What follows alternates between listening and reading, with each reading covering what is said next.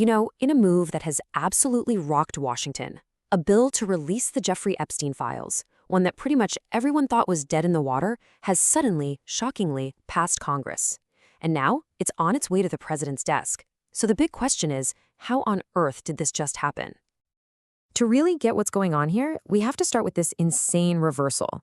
The speed of this turnaround is what makes it so incredible, and it all went down in just a matter of days. Just look at this. The contrast is night and day. A few days ago, this bill was completely written off, dead on arrival in the Senate. Seriously, nobody expected it would even get a vote. And tonight, it's sitting on the president's desk, about to become law. It's a truly stunning political comeback. Okay, so the very first sign that something was different came out of the House of Representatives. A vote of 427 to 1. Just think about that for a second. In the world we live in today, getting that kind of agreement on anything is almost unheard of. That huge, overwhelming vote created this wave of momentum that was just impossible for anyone to ignore. So, how did that incredible momentum in the House manage to rocket this thing through the Senate, which, as you know, is famous for moving at a glacial pace? Well, the answer is hidden in some of the, let's call them arcane, but really powerful rules of Congress. Let me just walk you through how this lightning-fast journey played out. First, you get that massive vote in the House. The bill then goes over to the Senate. And this is where it gets interesting. Senate Leader Chuck Schumer uses a special power play called unanimous consent. He basically just stands up and asks, does anyone here object to passing this bill right now? And crickets, not a single senator objected. And just like that, boom, the bill was approved. It completely bypassed all the usual debates, delays, and filibusters.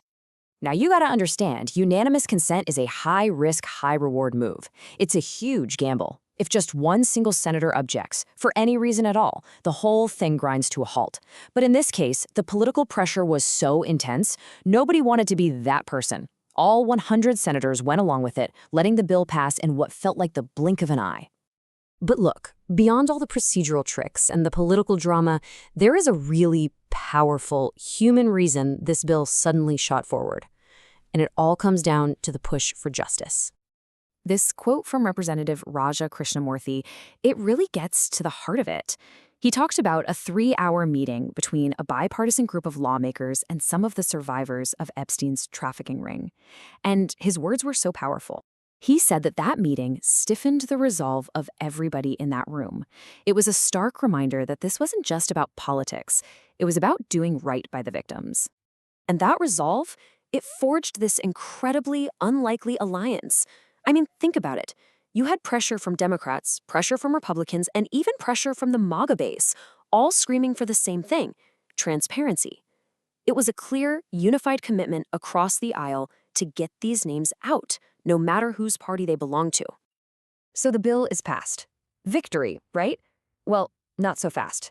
Just as one fight ends, a huge new one is starting. The debate is no longer about if the files will be released, but what those files will actually show us. Are we really going to get the full truth?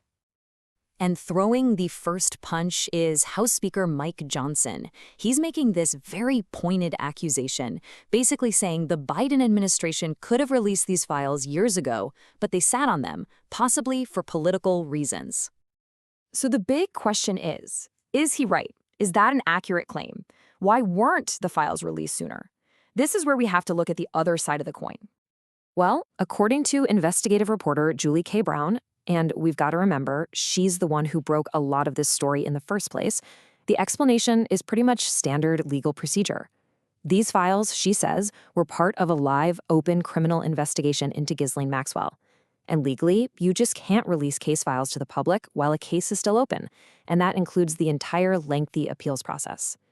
Brown also points out that prosecutors may have been using that info to try and build cases against other people. But here's the twist. That same legal process is now sparking a brand new fear. Critics, and that includes Julie K. Brown, are now worried that the Justice Department could use the excuse of some new investigation as a reason to release the files with heavy redactions. You know what that means. Pages and pages of blacked-out text hiding all the most important stuff. So all of that brings us to today. The bill is passed, and now all eyes are on the Department of Justice. What happens next? Well, the moment the president signs this bill into law, a clock starts ticking. The Justice Department will have just 30 days to release the files. The countdown is officially on. And that leaves us with the final, nagging question. After this incredible political battle, after this stunning legislative victory, what are we, the public, actually going to get to see?